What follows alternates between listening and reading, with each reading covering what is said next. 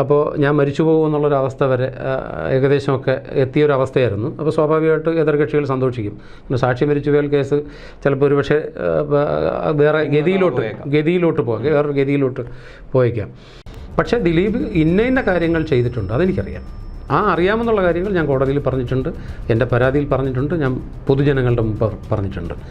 അതുകൊണ്ട് കുറ്റകൃത്യത്തിൽ പുള്ളിക്ക് പങ്കുണ്ടോ ഇല്ലോ എന്നുള്ളതിനെക്കുറിച്ചൊന്നും എനിക്കറിയില്ല. മറ്റു കാര്യങ്ങൾ ഞാൻ എന്തൊക്കെയാണ് പറഞ്ഞതെന്ന് കോടതിയിലുണ്ട്. എൻ്റെ ഇഷ്ടപ്രകാരമല്ല ഡേറ്റ് ഫിക്സ് ചെയ്തിട്ടുള്ളത്. അത് ബഹുമാനപ്പെട്ട കോടതി തന്ന സമയത്ത് ഞാൻ പോയി. ആ സമയത്ത് എനിക്കുണ്ടായ അനുഭവങ്ങൾ ഞാനത് വളരെ ലേറ്റാവാതെ തുറന്നു പറഞ്ഞു എന്നുള്ളതേ ഉള്ളൂ. ആ സമയത്ത് അദ്ദേഹത്തോട് പടം റിലീസ് ചെയ്യാൻ ഞാൻ പറഞ്ഞിട്ടില്ലല്ലോ. ആ ദിവസം ദിലീപ് തിരുവനന്തപുരത്ത് ക്യാമ്പ് ചെയ്യുകയുണ്ടായി. എന്നെ വിസ്തരിക്കുന്നതിൻ്റെ അന്ന് രാവിലെ തിരുവനന്തപുരത്ത് ദിലീപ് എത്തുകയും അതിൻ്റെ അടിസ്ഥാനത്തിൽ 2-3 പേര് കോടതി കോമ്പൗണ്ടിൽ വരികയും എന്നെ വാൺ ചെയ്യുകയും ഒക്കെ ചെയ്തത് ഞാൻ കോടതിയെ ബോധ്യപ്പെടുത്തിയിട്ടുണ്ട്. അത് പലർക്കും അറിയാതെ പോകുന്നതാണ്. ജീവൻ നഷ്ടപ്പെടുമെന്ന് കാണുമ്പോൾ ഭയപ്പെടാതെയുള്ളത്? ഞാനൊരു സാധാരണ മനുഷ്യനാണ്, എനിക്കുകൊണ്ട് ഭയം. ബലേന്ദ്രകുമാർ, എന്താണ് ഈ വിഷയത്തിൽ ആരാണ് ശരിക്കും ഈ കേസ് ഇങ്ങനെ നീട്ടിക്കൊണ്ടു പോകുന്നത്? എൻ്റെ അനുഭവത്തിൽ നിന്ന് അല്ലെങ്കിൽ എൻ്റെ അറിവിൽ നിന്ന് ഞാൻ മനസ്സിലാക്കിയൊരു കാര്യം, ഇത് പ്രതിഭാഗം, അത് ദിലീപ് മാത്രമാണോ അതോ മറ്റുള്ള പ്രതികൾക്ക് കൂടെ അതിൽ പങ്കുണ്ടോ എന്നുള്ളത് എനിക്കറിയില്ല. പ്രതിഭാഗമാണ് ഈ കേസ് വലിച്ചു നീട്ടിക്കൊണ്ടു പോകുന്നത്. അർത്ഥമില്ലാത്ത കാര്യങ്ങൾ കൂട്ടിയിണക്കി പല ഹർജികളും, എനിക്ക് തോന്നുന്നു ഒരു 75-ലധികം ഹർജികൾ പല കോടതികളിലായിട്ട് ദിലീപിൻ്റെ ഭാഗത്തു നിന്ന് തന്നെ ഫയൽ ചെയ്യപ്പെട്ടിട്ടുണ്ട്. അപ്പോൾ ഈ ഹർജികളിൽ തീർപ്പ് കൽപ്പിക്കാനുള്ളൊരു സമയം സ്വാഭാവികമായിട്ട് വേണമല്ലോ. അങ്ങനെ നിരന്തരം ഹർജികൾ കൊടുക്കുക, പലതരത്തിലും ഇത് നീട്ടിക്കൊണ്ടു പോകാനുള്ള തന്ത്രങ്ങൾ മെനയുക, എന്നിട്ട് അതെല്ലാം പ്രോസിക്യൂഷൻ്റെ തലയ്ക്കോ അല്ലെങ്കിൽ ഈ കേസിൽ ഭാഗമായിരിക്കുന്ന എന്നെപ്പോലുള്ള ആളുകളുടെ തലയ്ക്കോ ഒക്കെ വയ്ക്കുക എന്നുള്ളത് അങ്ങനൊരു കലാപരിപാടി കഴിഞ്ഞ കുറേ നാളുകൾ കൊണ്ട് നമ്മൾ കാണുന്നതാണ്. ഇപ്പം നിലവിൽ താങ്കൾ തന്നെ പറയുന്ന ഒരു കാര്യം, തന്നെ കൊല്ലാനുള്ളൊരു ശ്രമം അല്ലെങ്കിൽ തനിക്കെതിരെയുള്ളൊരു വധഭീഷണി അത് പല രീതിയിൽ തന്നെ ഇപ്പോൾ ഉണ്ടാകുന്നുണ്ട്. ഏത് വിധേനയും ഇല്ലാതാക്കുക എന്നൊരു നീക്കം തന്നെയാണ് ഇതിനിടയിൽ നടക്കുന്നത്. തീർച്ചയായിട്ടും. ഞാൻ ഈ പരാതിയിലേക്ക് ഞാൻ ഇറങ്ങി തിരിച്ചത് തന്നെ എൻ്റെ ജീവൻ സന്ദർഭത്തിലായിരുന്നു. 2021 ഡിസംബറിലാണ് ഞാൻ കേരള മുഖ്യമന്ത്രിക്ക് പരാതി നൽകുന്നത്. എൻ്റെ പരാതിയിലെ പ്രധാന കണ്ടൻറ്റ് എന്ന് പറയുന്നത് എൻ്റെ ജീവന് ഭീഷണിയുണ്ട്, ദിലീപിൻ്റെ സംഘവും എന്നെ അപായപ്പെടുത്താൻ സാധ്യതയുണ്ട് എന്ന് പറഞ്ഞിട്ട് കാര്യകാരണങ്ങൾ ചൂണ്ടിക്കാണിച്ചു കൊണ്ടുള്ളൊരു പരാതിയായിരുന്നു ബഹുമാനപ്പെട്ട മുഖ്യമന്ത്രിക്ക് ഞാൻ കൊടുത്തത്.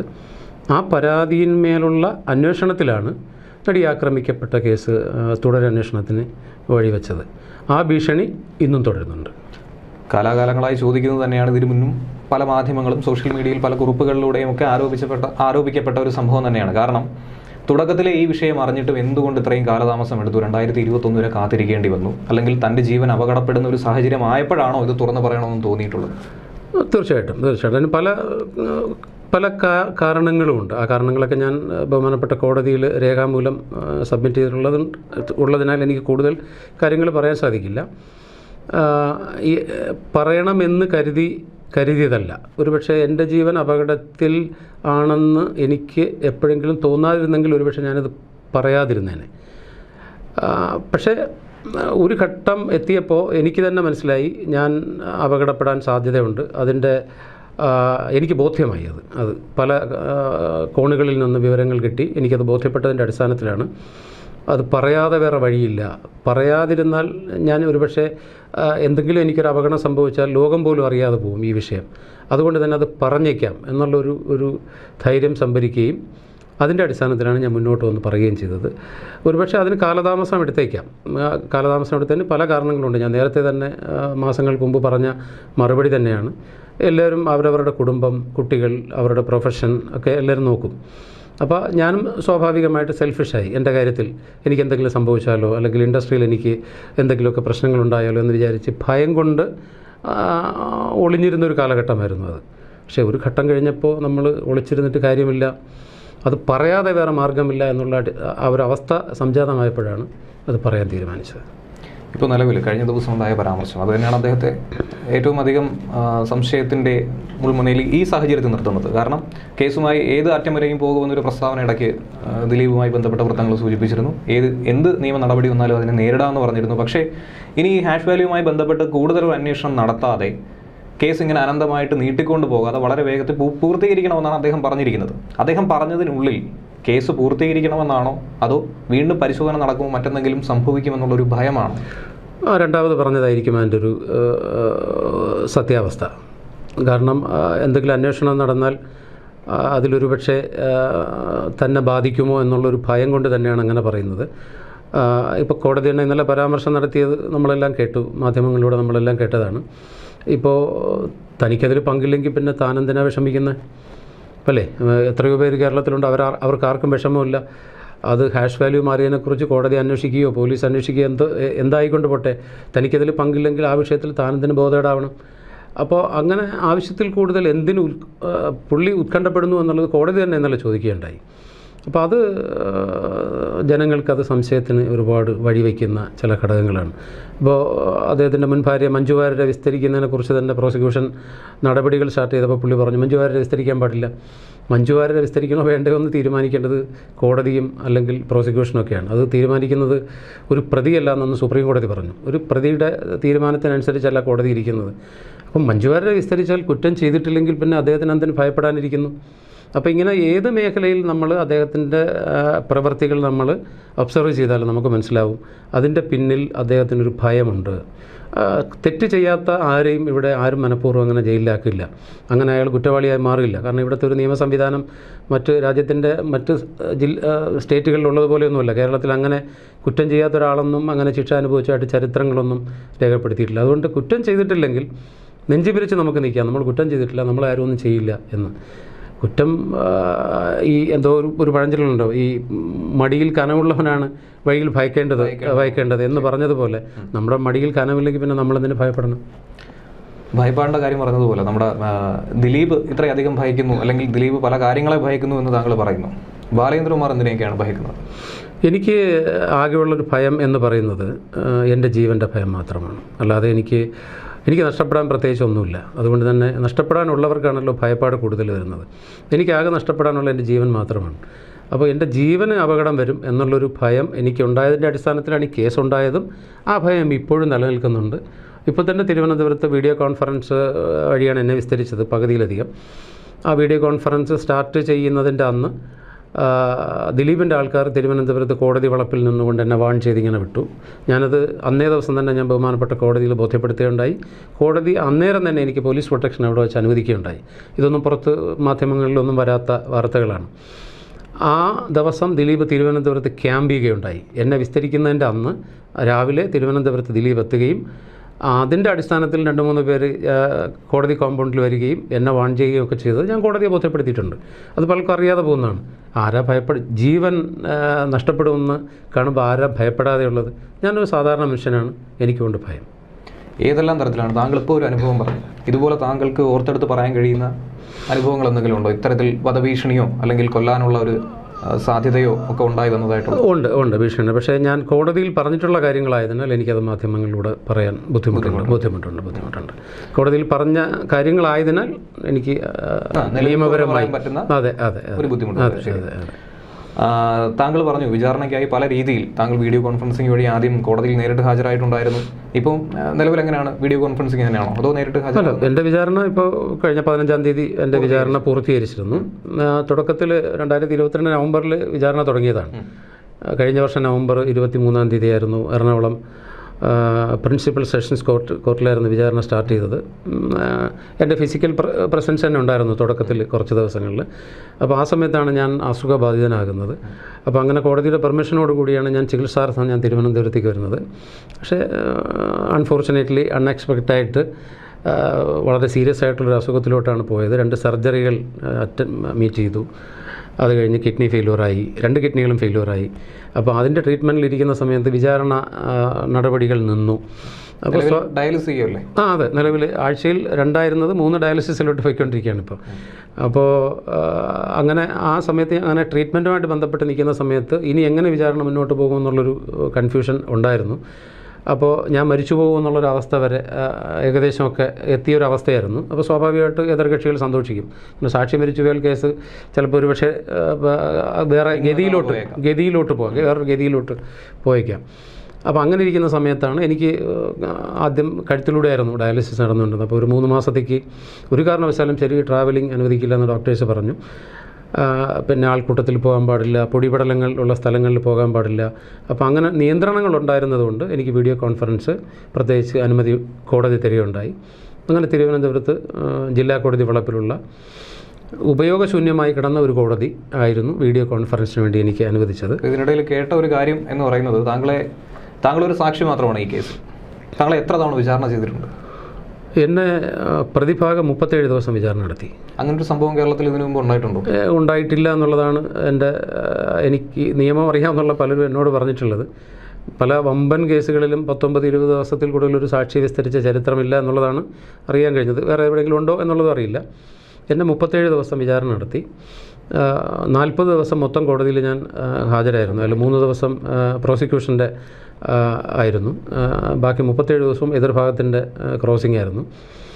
രാവിലെ തുടങ്ങുന്ന വിചാരണ രാത്രി 8:30 മണി വരെ 8:35 വരെ നീണ്ട ദിവസങ്ങളുണ്ടായിട്ടുണ്ട്, വിചാരണ മാത്രം. അത് കഴിഞ്ഞ് പിന്നെ കോടതി നടപടികൾ എല്ലാം തീർത്ത് ഞാൻ പുറത്തിറങ്ങുമ്പോൾ രാത്രി 10 മണിയാവും.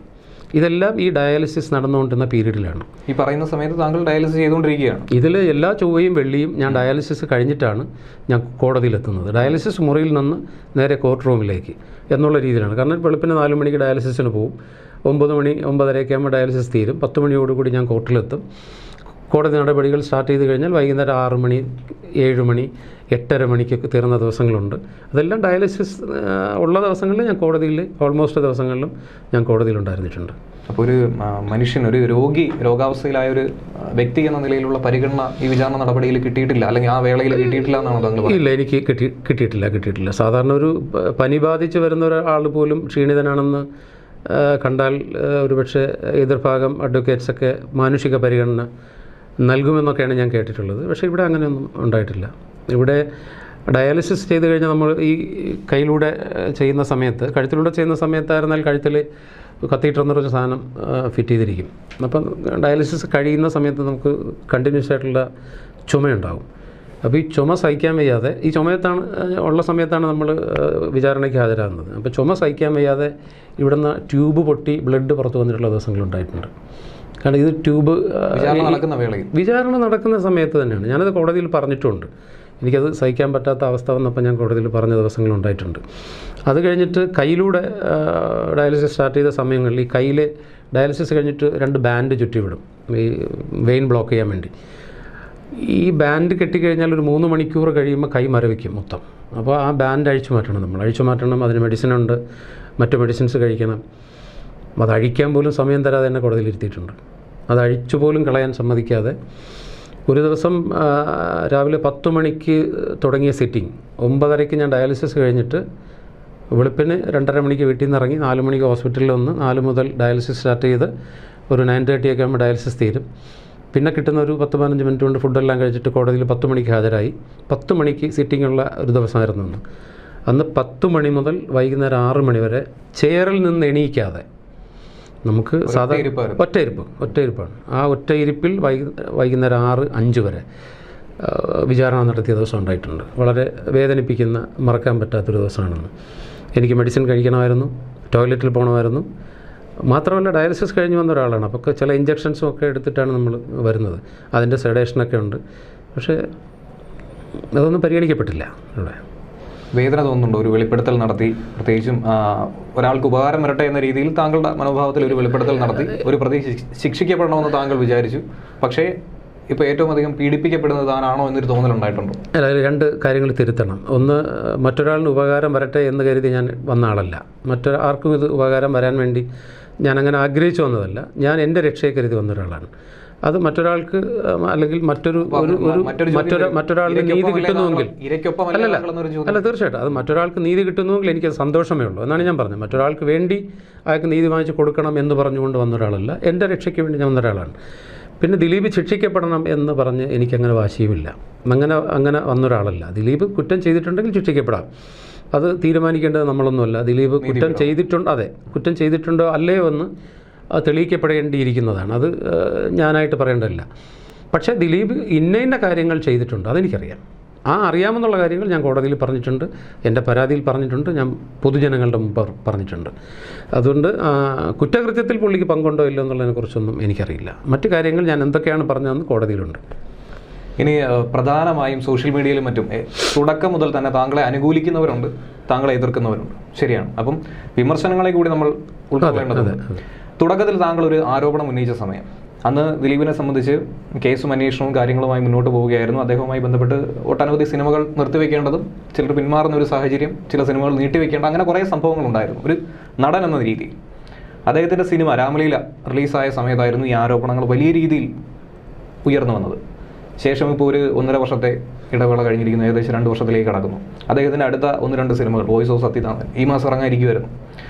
അപ്പോൾ ഈ സമയത്ത് താങ്കൾ വീണ്ടും മറ്റൊരു ആരോപണം ഉന്നയിച്ച് ദിലീപിൻ്റെ സിനിമ ജീവിതം തകർക്കാൻ ഉദ്ദേശിക്കുന്നു എന്ന രീതിയിൽ ഒരു പോസ്റ്റ് കഴിഞ്ഞ ദിവസം ഞാൻ സോഷ്യൽ മീഡിയയിൽ കണ്ടിരുന്നു. എന്താണ് അതേക്കുറിച്ച് പറയാനുള്ളത്? എന്നാൽ പിന്നെ ദിലീപിന് ഈ സിനിമ റിലീസ് ചെയ്തതിനു ശേഷം എന്നെ വിസ്തരിച്ചാൽ മതിയായിരുന്നല്ലോ, അല്ലേ? അത് കോയിൻസിഡൻ്റലി വന്നുപെടുന്നതാണ്. അപ്പോൾ എന്നെ വിചാരണയ്ക്ക് ക്ഷണിച്ചത് കോടതിയാണ്. അപ്പോൾ എനിക്ക് ആ കഴിഞ്ഞ ഏതാനും മാസങ്ങൾ വിചാരണയ്ക്ക് ഹാജരായത് ഞാനാണ്. എൻ്റെ ഇഷ്ടപ്രകാരമല്ല ഡേറ്റ് ഫിക്സ് ചെയ്തിട്ടുള്ളത്. അത് ബഹുമാനപ്പെട്ട കോടതി തന്ന സമയത്ത് ഞാൻ പോയി. ആ സമയത്ത് എനിക്കുണ്ടായ അനുഭവങ്ങൾ ഞാനത് വളരെ ലേറ്റാവാതെ തുറന്നു പറഞ്ഞു എന്നുള്ളതേ ഉള്ളൂ. ആ സമയത്ത് അദ്ദേഹത്തോട് പടം റിലീസ് ചെയ്യാൻ ഞാൻ പറഞ്ഞിട്ടില്ലല്ലോ. അദ്ദേഹം വേണമെങ്കിൽ വേറൊരു സമയത്ത് റിലീസ് ചെയ്യട്ടെ, അല്ലെങ്കിൽ കുറച്ചുകൂടെ നേരത്തെ റിലീസ് ചെയ്യട്ടെ. അല്ലാതെ ആ തക്കം നോക്കി ഞാൻ വിചാരണയ്ക്ക് ഹാജരാവുകയും വന്ന് പറഞ്ഞതുമല്ല. ആ വിചാരണ നടപടികൾ അത് കോടതി തീരുമാനിച്ചതാണ്. അല്ലാതെ അദ്ദേഹത്തിൻ്റെ സിനിമയും ഇതും തമ്മിൽ യാതൊരു ബന്ധമില്ല. അദ്ദേഹം കുറ്റം ചെയ്തിട്ടുണ്ടെങ്കിൽ ശിക്ഷ അനുഭവിക്കും. അദ്ദേഹത്തിൻ്റെ സിനിമ നല്ലതാണെങ്കിൽ സിനിമ ഓടും, നന്നായിട്ട് പോകും. അത് സിനിമ ഓടണം എന്നുള്ളതാണ് എനിക്ക് ആഗ്രഹം. കാരണം നമ്മൾ ആ മേഖലയിൽ നിൽക്കുന്ന ഒരാളാണ്. ആ സിനിമ ഒരു തെറ്റും പുള്ളിയോട് ചെയ്തിട്ടില്ലല്ലോ, അല്ലെങ്കിൽ ആരോടും ചെയ്തിട്ടില്ല. അതുകൊണ്ട് ആ സിനിമ വിജയിക്കണമെന്ന് തന്നെയാണ് എൻ്റെ ആഗ്രഹം. കാരണം അതിൽ ഒരുപാട് പേരുടെ, ദിലീപ് എന്ന് പറയുന്ന ആ ഒരു വ്യക്തിയുടെ സിനിമയല്ല അത്. അതിൽ നിർമ്മാതാക്കളെ എനിക്കറിയാം, അതിൽ വർക്ക് ചെയ്തിട്ടുള്ള മറ്റു പലരെ എനിക്കറിയാം. അതിൻ്റെ സംവിധാനം തിരക്കഥാകൃത്തും ആയിരുന്നു എൻ്റെ സിനിമയ്ക്ക് വേണ്ടി തിരക്കഥ എഴുതിയിരുന്നത്. അപ്പോൾ അങ്ങനെയുള്ള ഒരുപാട് സൗഹൃദങ്ങൾ, ഒരുപാട് സുഹൃത്തുക്കൾ ചേർന്നെടുത്തൊരു സിനിമയാണ്. അതൊരു ദിലീപിൻ്റെ സിനിമയെന്ന് പറയുന്നതിനേക്കാളേറെ ഒരു കൂട്ടം കലാകാരന്മാരുടെ സിനിമയാണ്. ആ സിനിമ നന്നായിട്ട് ഓടണം. ആ സിനിമയും അതിൻ്റെ റിലീസുമായിട്ട് ബന്ധപ്പെട്ട് എൻ്റെ ഈ വെളിപ്പെടുത്തലുകളോ അല്ലെങ്കിൽ എൻ്റെ ഈ വിഷമതകൾ ഞാനിപ്പോൾ പുറത്ത് പറയുന്നതോ ഏതൊരു ബന്ധവുമില്ല. ചേർത്ത് വായിക്കേണ്ട ഒരു കാര്യമില്ല, ഏതൊരു ബന്ധവുമില്ല. നല്ല സിനിമയാണെങ്കിൽ ആ സിനിമ ഓടിയിരിക്കും. അതുകൊണ്ടാണല്ലോ രാമലീല എന്ന സിനിമ അദ്ദേഹം ജയിലിൽ കിടന്ന സമയത്ത് ഓടിയത്. എന്തുകൊണ്ട് ഓടാതിരുന്നു? അങ്ങനെയൊന്നും ഇല്ലല്ലോ. നല്ല സിനിമയാണ് അത്. പുള്ളി ജയിലിൽ കിടന്നപ്പോഴും ആ സിനിമ സൂപ്പർ ഹിറ്റല്ലേ. അപ്പോൾ അതുകൊണ്ട് സിനിമയും ഇതും തമ്മിൽ ആരും ക്ലബ് ചെയ്യേണ്ട, കൂട്ടിക്കഴിക്കേണ്ട ഒരു കാര്യമില്ല. അപ്പോൾ വിചാരണ നടപടികൾ താങ്കളുടെ ഭാഗത്തു നിന്നുള്ളത് കോടതി പൂർത്തീകരിച്ചിട്ടുണ്ട്. അപ്പോൾ ഇനി ബാക്കി നിൽക്കുന്ന കാര്യങ്ങൾ എന്തൊക്കെയാണ്? അല്ല, ബാക്കി നിൽക്കുന്ന കാര്യങ്ങളെക്കുറിച്ച് എൻ്റെ അറിവിൽപ്പെട്ട കാര്യങ്ങളാണ്. ഇനിയിപ്പോൾ ദിലീപിൻ്റെ അനുജനെ വിസ്തരിക്കുന്നു എന്നുള്ളതാണ് എനിക്കറിയാൻ കഴിഞ്ഞത്. ഏതൊക്കെ ഉദ്യോഗസ്ഥരെ വിസ്തരിക്കാനുണ്ട്. അന്വേഷണ ഉദ്യോഗസ്ഥനെ, അത് പ്രധാനപ്പെട്ടൊരു വിസ്തരിക്കപ്പെടേണ്ട ഒരു വ്യക്തിയാണ്. അദ്ദേഹത്തിൻ്റെ വിസ്താരം ബാക്കി കിടപ്പുണ്ട്. അപ്പോൾ ഈ കേസിൽ ഇനിയും നടപടികൾ ഒരുപാട് തീരാനുണ്ട്. അതിൻ്റെയൊക്കെ ശേഷമായിരിക്കും ഇതിൻ്റെ ഒരു അന്തിമവിധി വരുന്നത്. ഭാഗ്യമുണ്ടെങ്കിൽ ഞാൻ ജീവിച്ചിരിക്കും ഇതൊക്കെ കാണാൻ വേണ്ടി. അപ്പോൾ ആ ദിവസത്തിന് വേണ്ടിയുള്ളൊരു കാത്തിരിപ്പാണ്. കാരണം സത്യം ജയിക്കുമെന്നുള്ള എനിക്ക് പ്രതീക്ഷയുണ്ട്. 100% ഞാൻ വിശ്വസിക്കുന്നുണ്ട്. ഈ കേസിൽ പ്രതി ചേർക്കപ്പെട്ട എല്ലാവരും ശിക്ഷിക്കപ്പെടുമെന്ന്. ഒരു വ്യക്തി എന്നുള്ള നിലയ്ക്കും ഈ കേസ് കുറച്ചുകൂടെ അടുത്തറിയാവുന്നുള്ള വ്യക്തി എന്നുള്ള നിലയ്ക്ക് ഞാൻ പറയുന്നു, ഇതിലെ എല്ലാ പ്രതികളും ശിക്ഷിക്കപ്പെടും. അല്ലെങ്കിൽ നിങ്ങൾ നോക്കിക്കോ. അപ്പോൾ എന്തായിരുന്നാലും ഈ കേസിൻ്റെ ഒരു അന്തിമ ഭാഗത്തേക്ക് കടക്കുന്ന ഒരു സാഹചര്യം തന്നെയാണ് ഈ വർഷം എന്ന് പറയുന്നത്. ഏവരും പ്രതീക്ഷിക്കുന്ന പോലെ തന്നെ ഈ വർഷം കൊണ്ട് തന്നെ ഈ കേസ് അവസാനിക്കണമെന്ന് തന്നെയാണ്, ഇതിലൊരു ഒടുക്കം കണ്ടെത്തണമെന്ന് തന്നെയാണ് ആഗ്രഹിക്കുന്നത്. പ്രതികളൊക്കെ തന്നെ ശിക്ഷിക്കപ്പെടണമെന്നൊരാവശ്യം തന്നെയാണ് ന്യായമായും ഒരു സാധാരണക്കാരൻ എന്ന നിലയിൽ നമുക്കും പറയാം. തീർച്ചയായിട്ടും. അപ്പോൾ നന്ദി ശ്രീ. Thank you.